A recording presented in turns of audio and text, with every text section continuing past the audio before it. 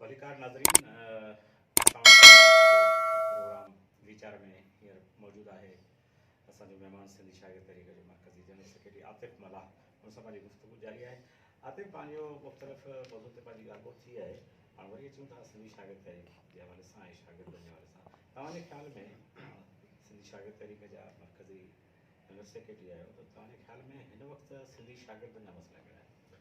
ही जेको शागिर्दनि जा मसइला जेकॾहिं पाण ॻाल्हाइजे अॼु जे दौर में त तमामु घणा आहिनि। छो त हिकु पासे जीअं पाण ॾिठोसीं त शागिर्द यूनियन जो हिकिड़ो मसइलो आहे शागिर्दनि जो। उहा बि हिकु त उहो गैरफ़ाल आहे, बहाल कोन आहे, उन ते बि हिकिड़ी पाबंदी लॻी पई, बैन लॻी पई आहे, सो जमहूरी हुकूमत में हिन हुकूमत में। सो उन में शागिर्दनि जा मसइला जाम आहिनि। छो त जॾहिं यूनियन कोन्हे या का शागिर्दनि में जेका हिकिड़ी सियासत जी मुनफ़ी प्रोपेगेंडा कई वई आहे, उन सभु मां शागिर्दनि में उहो एतिरो शऊर कोन आहे, जिन करे उहे मसइला जाम आहिनि, उहे कंहिं सुठे प्लेटफॉर्म ते एड्रेस कोन था थियनि।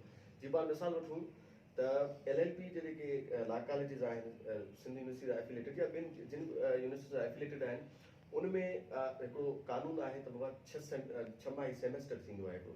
त सेमेस्टर नालो ई 6 माही आहे। त उहो जेको सेमेस्टर सिस्टम आहे उहो थिए थो 12 महीने।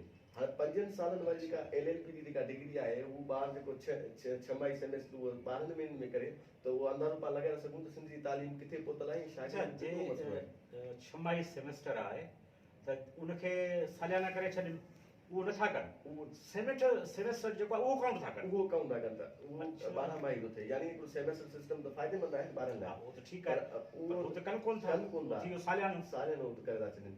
सो इहो तमामु घणो नुक़सानु आहे शागिर्दनि जो। ॿियो जेको हिन दौर में या अॼु जे दौर में पाण सम्झूं था त जीअं हिकु पासे सिंध सां जेके वॾियूं साज़िशूं थियनि थियूं, यानी कराची खे सिंध खां धार करण जी साज़िश, या ॿियो जेके क़ौमी इशू सिंध सां आहिनि, तंहिंमें ज़ाहिर ॻाल्हि आहे शागिर्द जेको आहे उहो बि हिन समाज जो हिसो आहे। त उन सां उहे साॻी मसइला आहिनि। पाण हिकिड़े कराची यूनिवर्सिटी जो मिसाल वठंदासीं त कराची सिंध जो तमामु वॾो शहर आहे ऐं सिंध जो हिसो आहे, ऐं इहो कंहिं हाल में सिंध जो शागिर्द या सिंध जो पढ़ियल लिखियल नौजवान कंहिं बि आमिर या कंहिं बि गैर जमहूरी हुकुमरान खे, जीअं पाण अॼु कठपुतली इमरान जो मिसाल वठूं, तंहिंखे सिंध खां धार करणु कराची खे कोन ॾींदो। तंहिंमें हिकिड़ो वॾो मसइलो जेको रखियो आहे, जंहिंमें सिंधी शागिर्द तरीक़े हिन मसइले खे एड्रेस करे थी ऐं थी सघे त पाण हिन ते अञा वधीक ज़ोर वठाईंदासीं। सो हीअ आहे त कराची जेका यूनिवर्सिटी आहे, कराची जी तमामु वॾी यूनिवर्सिटी आहे, ऐं ज़ाहिर ॻाल्हि आहे कराची सिंध जो हिसो आहे। त उन में हिकिड़ो सिस्टम आहे KSP सिस्टम, यानी कराची सिंध पाकिस्तान सिस्टम। त हुननि जेको आहे कराची खे माना हिकिड़ो मुनज़िम तौर ते जीअं सिंध खां धार करण जी साज़िश कई आहे, सो हुननि तालीम इदारनि में बि इहो सिस्टम करे छॾियो आहे। त पाण सम्झूं था त कराची जॾहिं सिंध जो हिसो आहे, त उन में बि कराची जे जेके तालीमी इदारा आहिनि, उन्हनि में सिंधियुनि जो हिसो हुजणु खपे, छो त कराची सिंध जो शहर आहे।